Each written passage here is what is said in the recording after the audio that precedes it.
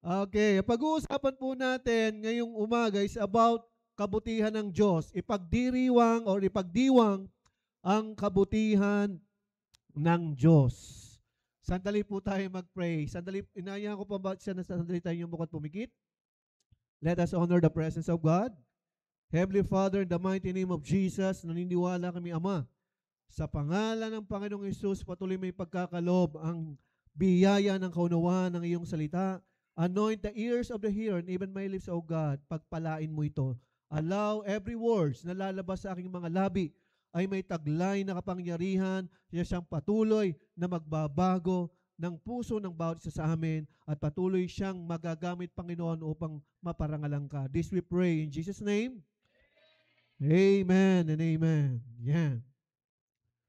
Sino po sa atin dito na kapag tumatanggap ng kabutihan, nagsiselebrate lang kahit sa konting bagay na tinanggap niyang kabutihan? Yung bang sobrang saya ka, nabigyan ka ng kaibigan mo ng candy na mga 5 taon ka nang hindi kinakausap, siguro ise-celebrate mo talaga yun, ano? 5 taon kang hindi kinakausap, binigyan ka ng candy, ise-celebrate mo yon, tama ba? Ay binati ka na binigyan ka pa ng candy. Di kayong dalawa, bati na. Close na uli kayo. Bakit kailangan po natin ipagdiriwang o ipagdiwang ang kabutihan ng Diyos? Kasi ito'y kalooban ng Diyos. Lilinawin ko, kalooban ng Diyos na parati nating ipagdiwang ang kanyang kabutihan. Sino po ditong nagsiselebrate madalas kapag birthday niya kahit walang handa? Basta magsi-celebrate ako. Di ba? Di ba? Lahat ng paggugunita ng kabutihan ng Diyos, dapat po nating isipin. Bakit?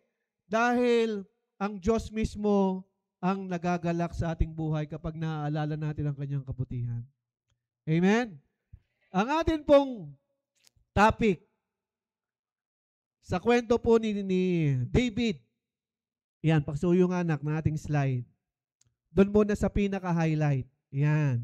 Sa mga awit, chapter 66, verse 16 to 17, ang sabi dyan, lapit at makinig ang nagpaparangal sa Diyos, at sa inyo'y aking isasaysay ang kanyang ginawang mga kabutihan. Ako ang tumawag sa Diyos, ay nagpuri, kanyang karangalan, aking sinasabi. Ibig sabihin, kalooban ng Diyos na lagi nating gunitain ang kanyang kabutihan sa lahat ng tao, sa lahat ng pagkakataon. Dahil si David mismo rito, ang nagwika, isasaysay daw niya, ikikwento daw niya. Ito po ang malaking tanong ko sa karamihan sa atin, hindi naman lahat, karamihan. Bakit may mga taong mas ibinibida pa yung ginawang kasalbahihan, yung ginawang pangit, yung ginawang hindi naman ang Diyos ang napapapurihan? Napapansin nyo yon? Meron tayong mga desisyon at mga ginagawa na palpak talaga Pero habang kinikwento natin, masaya tayo, nakangiti tayo, na para bang nakalamang ka, na para bang nakaganti ka. Di ba? Ang saya ng pakiramdam. Pero again, hindi yun kalooban ng Diyos. Ang kalooban ng Diyos, yung mabuti na ating tinanggap, ang siyang umangat sa ating mga kwento. Kaya makikisabi sa iyong katabi, partner, pag magkwekwento ka, yung mabuti. Amen? Kapag po nakikita natin ang kabutihan ng Diyos araw-araw, the more pong nagagalak ang Diyos sa ating buhay. Kaya mahalaga po itong ma-isaysay at ma-share sa ating mga mahal sa buhay. Sino po ditong believer na? Siya yung unang nakakilala sa Panginoon. Ayan. Kayo ang gagamitin ng Lord. Baba na po ang kamay. Kayo ang gagamitin ng Lord para isaysay ang bawat kabutihang tinatanggap sa bawat araw. Ngayon, next slide, yung ating unang point. Ito po yung unang point natin. Parangalan mo ang Diyos sa bawat habag at awa na tinanggap araw-araw. Sa ating buhay po, sa bawat araw, tumatanggap tayo ng habag at awa ng Diyos. Sino po ditong nagkasala na kalimutang humingi ng tawad din natulog? O, lahat tayo. Diba? Pansinin po natin, I want everyone na kayo makakonect. Kasi may mga pagkakataon nalilimutan nating humingi ng tawad na itulog na natin. Tama ba? Na itulog na natin at nagising kang muli. May lakas kang muli. Ay paano kung ang Diyos ay mahigpit na Diyos? Oy, nagkasala ka, nalimutan mong humingi ng tawad doon sa taong nagkasala ka, bukas na bukas din, hindi ka na magigising. Di ba? Kaya yung sa bawat umaga, sa bawat araw, mayroon tayong tinatanggap na awat habag ng Diyos na dapat nating pasalamatan.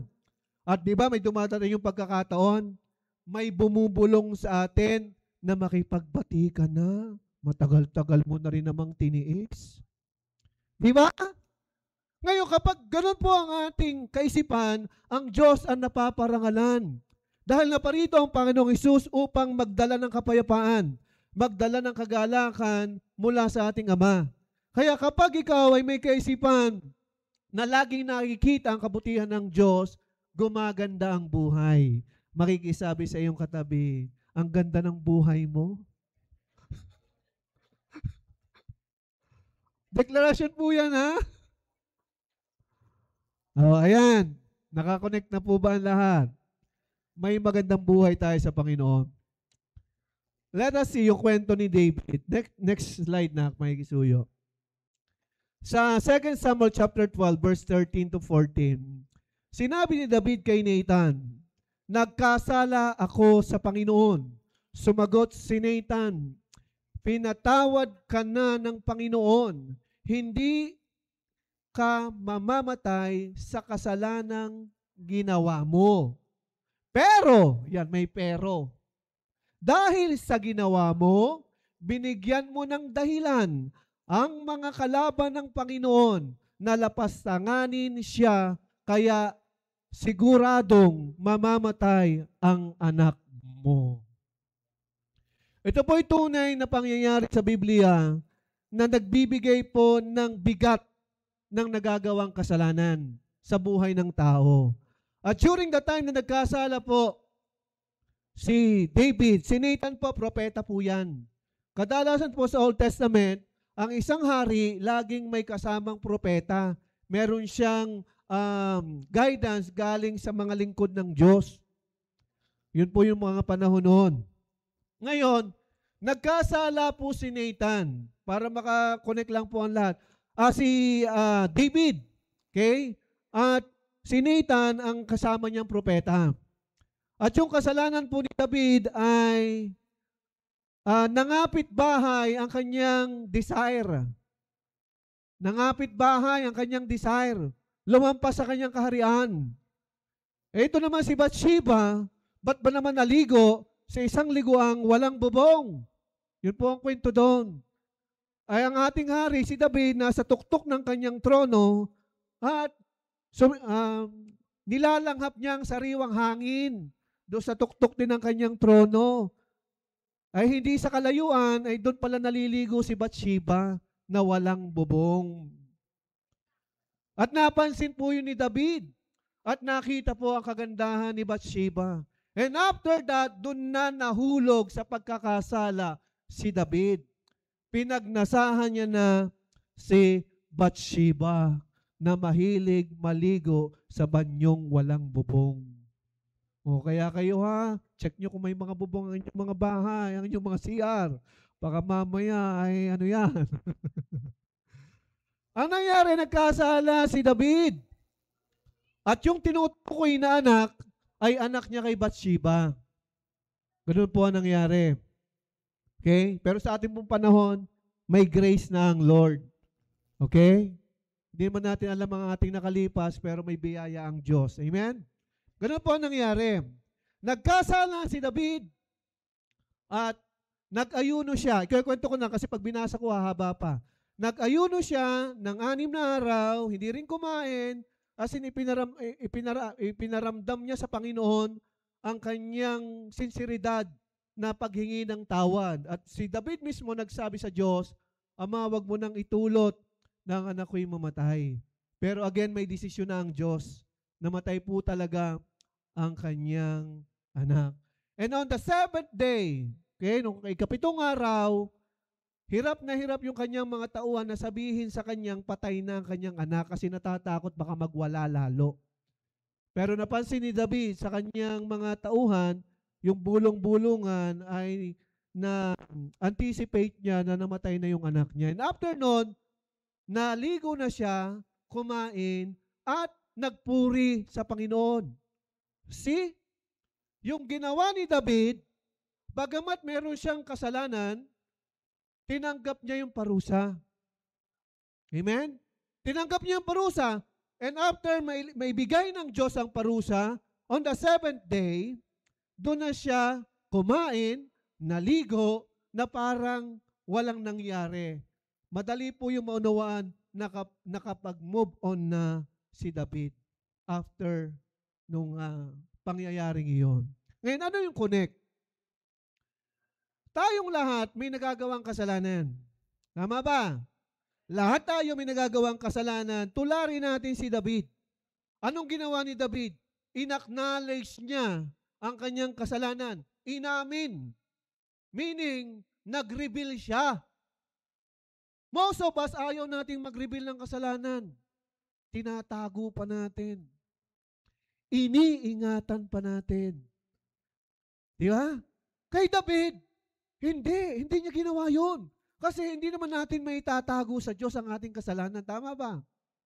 Kaya mas mainam na naalam ng Diyos ang ating ginagawa, humingi ka na agad ng tawad sa Diyos. Aminin mo na yung nagawa mong kasalanan. Huwag mong ikuble. Huwag mong itago. Bakit? Kasi kapag kaya mong harapin yung iyong pinagdaan ng kahinaan o pagkakasala, kaya mo ring humarap sa Diyos. At masasabi mo sa Kanya, tinanggap ko ang consequences ng naging kasalanan ko. Diba? Mahalaga pong natatanggap natin yung epekto ng ating mga kasalanan at maling desisyon. Amen? Handa na ba tayong magsisi? Araw-araw. Kasi nagkakasala araw-araw. Handa na rin tayong mag-reveal kay Lord araw-araw. Kaya, mahalagang makita po natin ang paghingi ng tawad sa Diyos araw-araw tulad ni David. Then, nag-move on siya at patuloy na nagbalik loob sa Diyos. Nagpuri sa Diyos. Amen? Pwede ba natin palakpakan si Lord doon? Hallelujah. Kapag po willing tayo laging makita ang habag at awa ng Diyos, ito'y kayamanan. Ulitin ko, kayamanan natin na makita natin ang bawat araw ng ating buhay sa habag at awa ng Diyos. Ako po recently, na-attack ako po ng stroke. Nung ano lang po yung Sabado, kaya hindi nyo ako nakita nung Linggo. Nangiwi po ako, tumagilid yung nguso ko. At nakapagbiro pa ako kay Pastora Tess, akala ko hindi totoo, dahil hindi ko naman ramdam yung panghihina, ngiwi daw ako. At nakapagbiro pa nga ako dahil siya ipaalis yung araw na yon. Siya, kung hahalik ka sa akin, dahil kumakaliwa yata yung nguso ko, habulin mo yung halik ko dito sa pakaliwa. Kasi kumaganon daw. Di ba? Kaya sabi sa Lourdes po ako dinala, nung ma-check yung utak ko, nagpa-MRI po ako doon, nakatawid muli yung bara. Imagine every day, may mga gantong event sa buhay natin, hindi ba natin makikita ang habag at awa ng Diyos? Ay kung paano hindi nakatawid na lamang yung barang yon, ay di pinaglalamayan na pala ako. Kasi bandang hapon na po ako nadala sa ospital. 3:00 ng hapon. Kaya kapag nakikita po natin araw-araw ang habag at awa ng Diyos, the more tayong yumayaman sa Kanyang pag-ibig. Amen? Bakit? Sige, palakpakan po natin si Lord. Kasi alam ng Diyos kung sino yung tinatawag mo. Kilala ka ng Diyos na siya yung tinatawag mo. Na kapag meron kang mga sitwasyon na siyang inuuna mong tawagin, kaysa sino man yung inaasahan mo, alam yan ng Diyos. Natitiyak ng Diyos kung siya yung inaasahan natin. At ako'y sobrang blessed. Sabi nga ng doktor, wala daw siyang nakita doon sa mga test na ginawa sa akin noong mga bagong atake ng stroke, kundi yung dati. Kasi naatake po ako ng stroke. 2 hours po akong hindi nakakilos, hindi nakapagsalita. Ako po ay malapit na talaga yung ICU. Tinubuhan na ako, doon ay dadaan yung aking iniinom na gamot at saka ng tubig. Lahat doon ay dadaan sa tubo.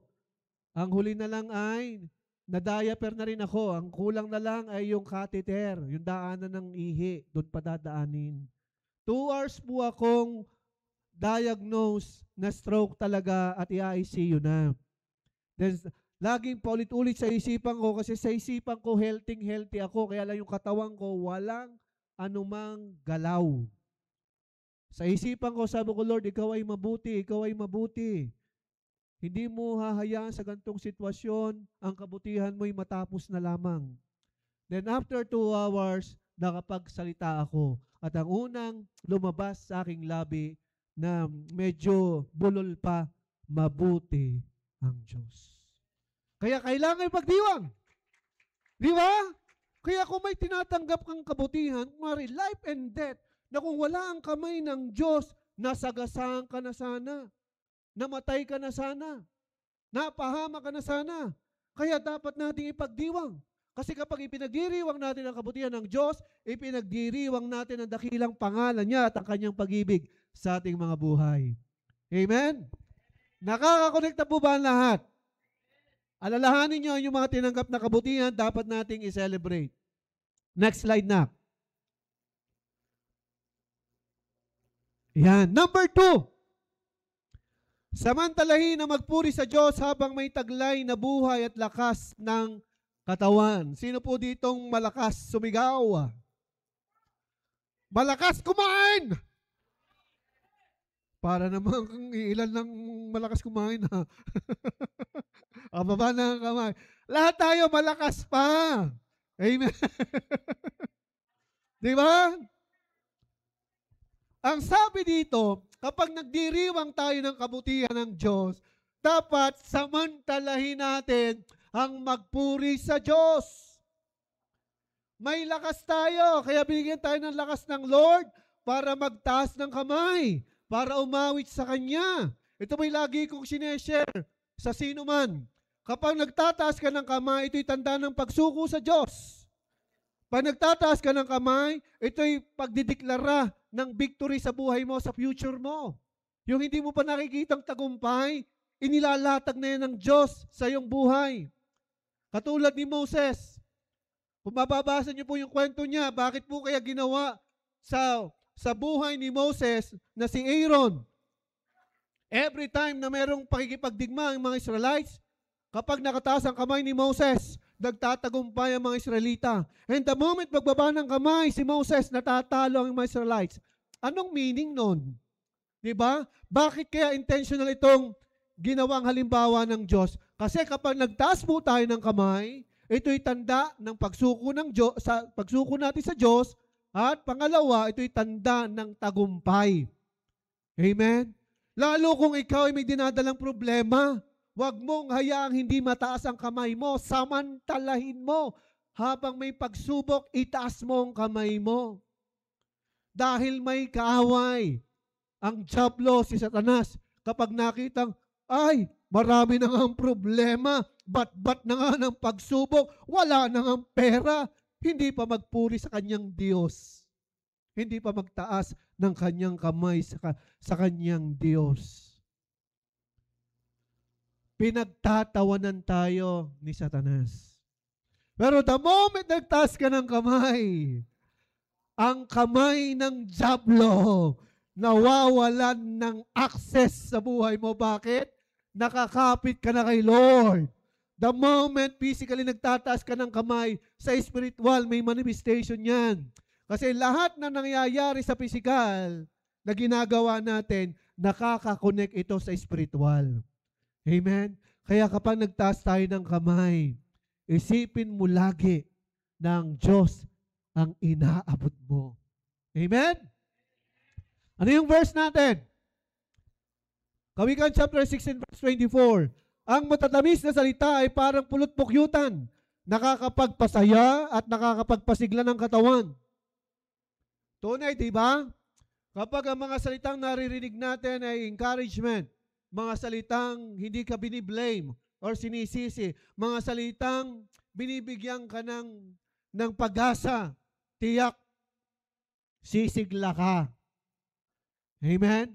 Ay paano na lang kung narinig mong salita? Kasalanan mo kasi.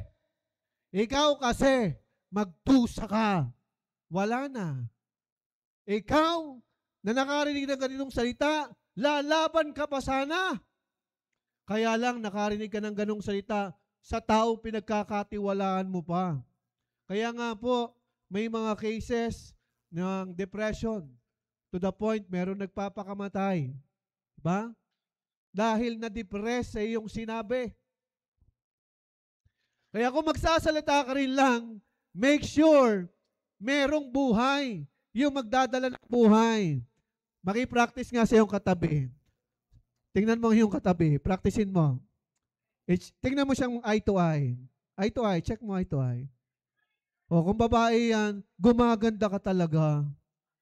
Pag lalaki, ano nga, lagi, parang gumagwapo ka na lalo ngayon. O. Di ba? Ikaw mismo, tumatawa, tama ba? Sabi, parang pulot-pukyutan, nagpapasigla ng katawan. Kaya nga po, tayong tao, now church, makinig kayo mabuti, tayong tao, dahil nilikha tayo ayon sa wangis ng Diyos, hindi tayo nakadesign tumanggap ng mga negative words. Kasi kapag negative words ang naririnig natin, ito'y salot sa ating kaluluwa. Ito'y nakakaalis ng sigla, ito'y nakaka-apekto rin sa ating kalusugan. Kaya nga po yung mga taong ang nasa paligid niya ay puro negative. Kaya nakakaranas siya ng panghihina. Amen? Wala naman dito, ano? Sino ditong mahina?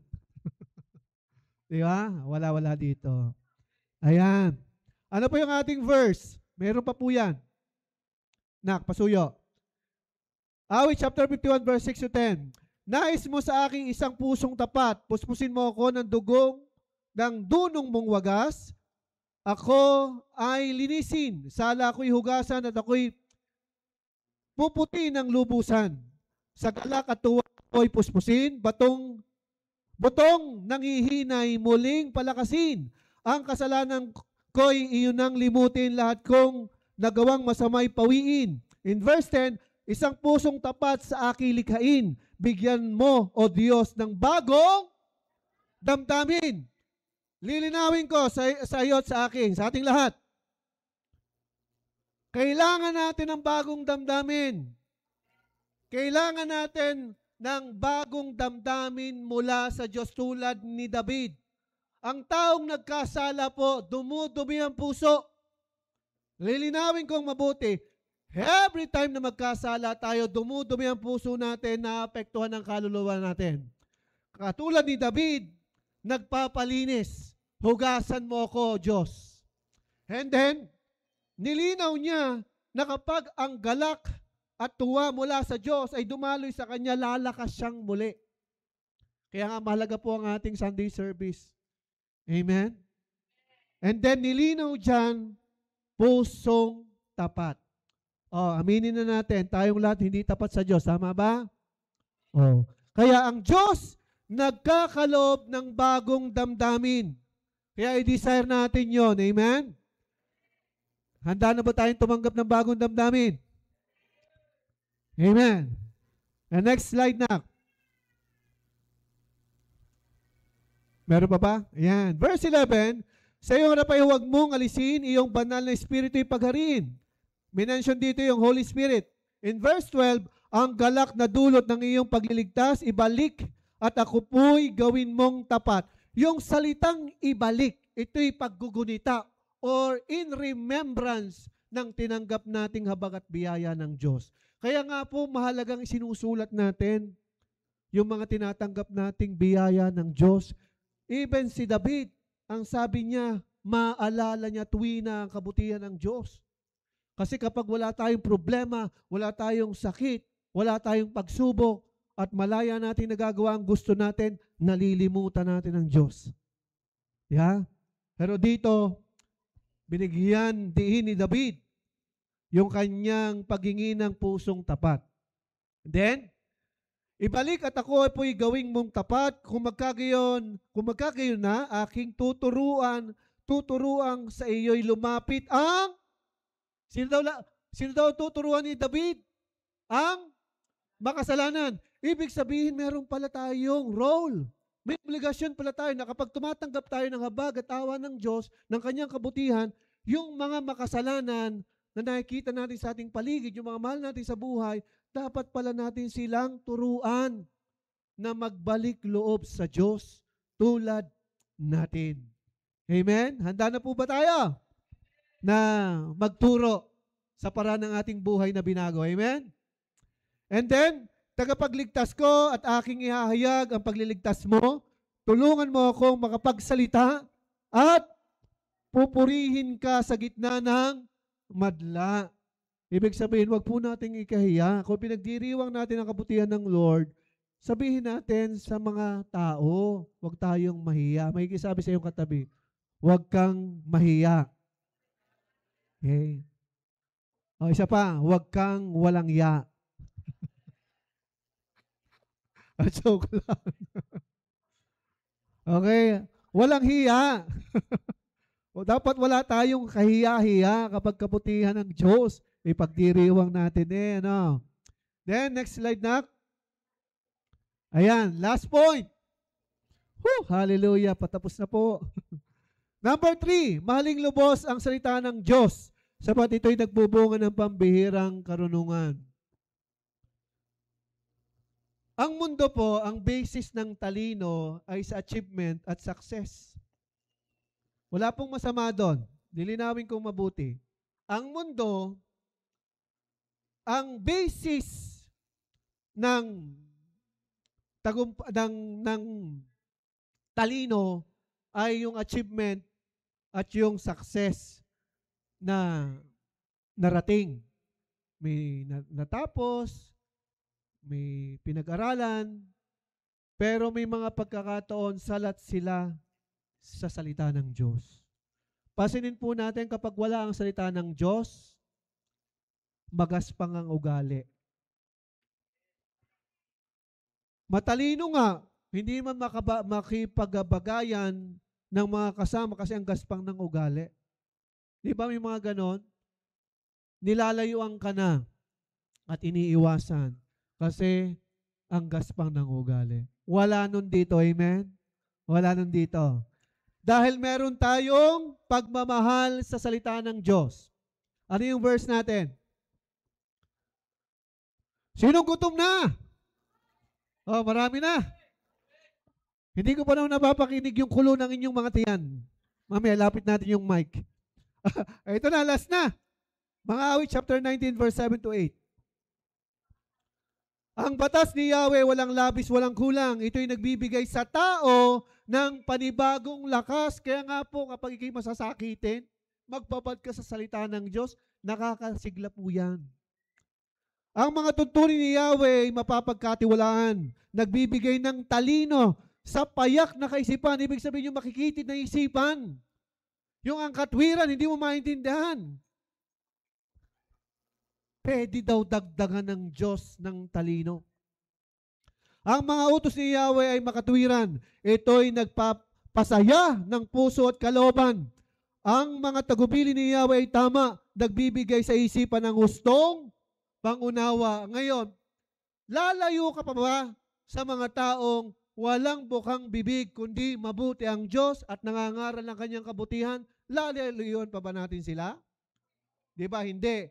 Mas kailangan pa nating lumapit. Dahil doon tayo pinalalakas ng Diyos, doon tayo pinatatatag ng Diyos, doon tayo pinalulusog ng Diyos. Kaya nga po, kung gusto mong maging healthy ang buhay mo, magpapasok ka ng mga tao sa buhay mo na may takot sa Diyos at nag-aaral ng salita ng Diyos. Amen? Sige po, anong last slide natin? Meron pa yata ito. Meron pa ba yan? Nak? O, wala na. Wala na.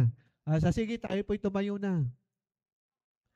I-check lang natin yung ating mga natutunan.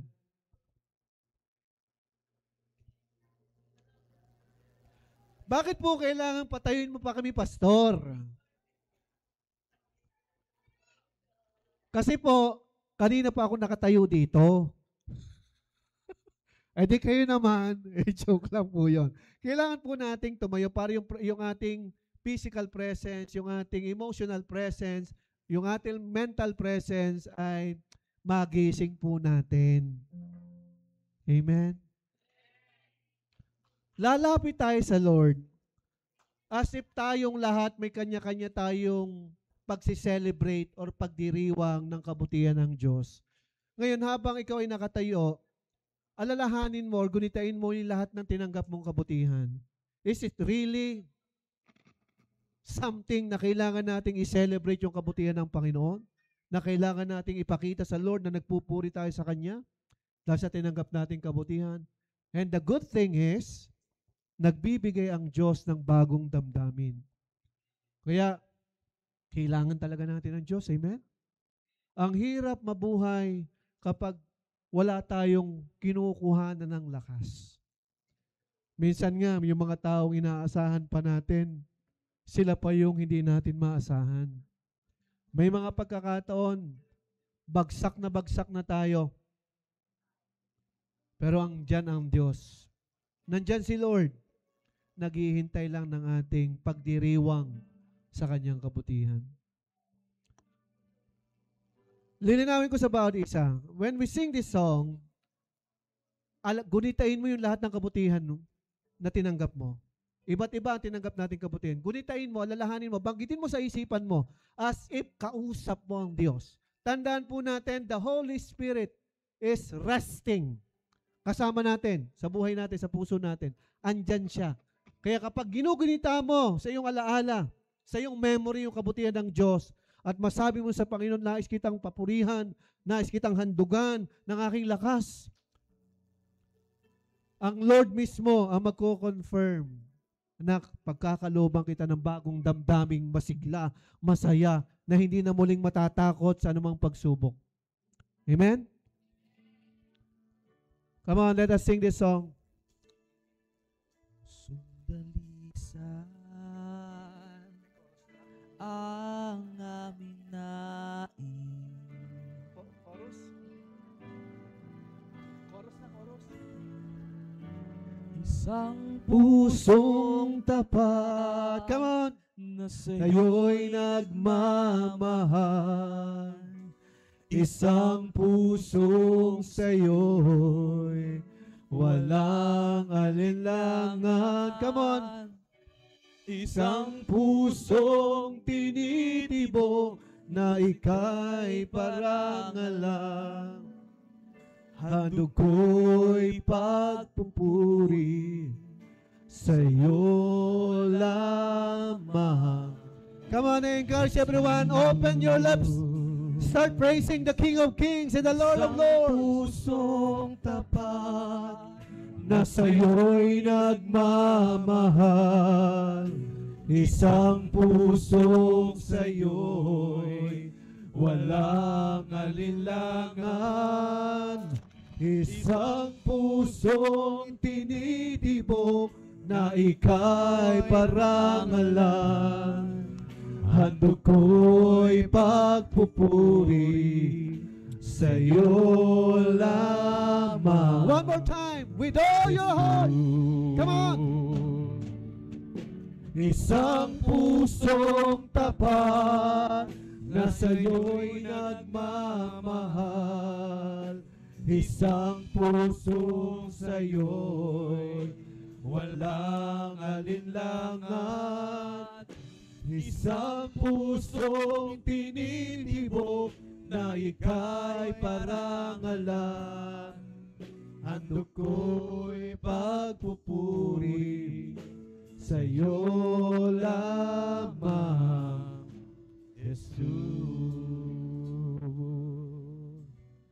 Mundo ko'y pagpupuri sa'yo lamang, Jesus. Inayayaan ko po ang bawat isa na ilagay ang kanyang kanang kamay sa tapat ng kanyang puso habang nakapikit ang iyong mga mata. Come on, church. Feel the presence of God in your life. Narito ang Diyos. From the time na binuksan niya ang lugar na ito para sa kanyang lugar, para siya sambahin at purihin, hindi nagbabago ang Diyos noon, ngayon, magpakailan pa man. Maaari bang sabihin na yung labing ngayong oras na ito, Panginoong Hesus, Panginoong Jesus, nakahanda po ako handa po ako na mula ngayong araw na ito, mula ngayong araw, araw-araw kong gugunitain araw kong gugunitain ang iyong kabutihan. ang iyong kabutihan. Lagi ko po itong ipagdiriwang Lagi niyo po itong ipagdiriwang sa aking buhay. sa aking buhay. At ikikwento ko rin, O Diyos, At ikikwento ko rin, O Diyos, sa aking mga kaibigan, sa aking mga kaibigan, sa aking pamilya, sa aking pamilya, at sa sino mang nais mo, Panginoon, at kung sino mang nais na mong marinig na marinig ang tinanggap kong kabutihan. ang tinanggap mong kabutihan. Lord, Lord, naniniwala po ako sa inyo. naniniwala po ako sa inyo Ikaw ang aking Diyos. na ikaw ang aking Diyos. Ikaw ang aking tagapagligtas. Ikaw ang aking tagapagligtas. Pagkalooban mo ako, Diyos, Pagkalooban mo, O Diyos, ng bagong damdamin ng bagong damdamin na handang magpuri sa iyo. na handang magpuri sa iyo. Lagi mo akong palakasin, Lagi mo kong palakasin, palusugin, palusugin, at higit sa lahat, at higit sa lahat, painlabin mo ako painlabit araw-araw araw-araw sa iyong presensya. sa iyong presensya. Maghari kang lubos, Maghari kang lubos, maging sa aking future. maging sa aking future. Sige po, habang ang bawat sa'yo nakayukot nakapikit, ako na lang mananalangin. Lord, these are your people. Ama, apart from you, we can do nothing. Wala po kaming mapapatunayan, Panginoon, sa aming buhay kung wala ngayong pagsama. As your people, O God, na narito ay nagdeklara at tumanggap, O Diyos, ng kaunawaan ng iyong salita. Ipagkaloob mo, Panginoon, ang isang puso at kaisipan na laging matatag na kailanman, O Diyos, hindi makikita ang kahinaan, kundi mas makikita ang kabutihan mo at ang kadakilaan mo. Allow everyone, O God, to be anointed today. I release the anointing ng pagiging matatag. At ang bawat isa, Panginoon, ay magsishare ng iyong kabutihan. Ipapamahagi ang tinanggap na kabutihan mula sa iyo. Magsishare at mag-i-invite pa, Panginoon, upang mabago din ang buhay. And we declare na ang buhay ng bawat isa ay pabuti ng pabuti, paganda ng paganda, payos ng payos, pabanal ng pabanal, payaman ng payaman, at higit sa lahat, pa-in-love ng pa-in-love sa iyo. Ngayon, magpakailanman, ang lahat ng tumanggap ay magsabi ng Amen and Amen.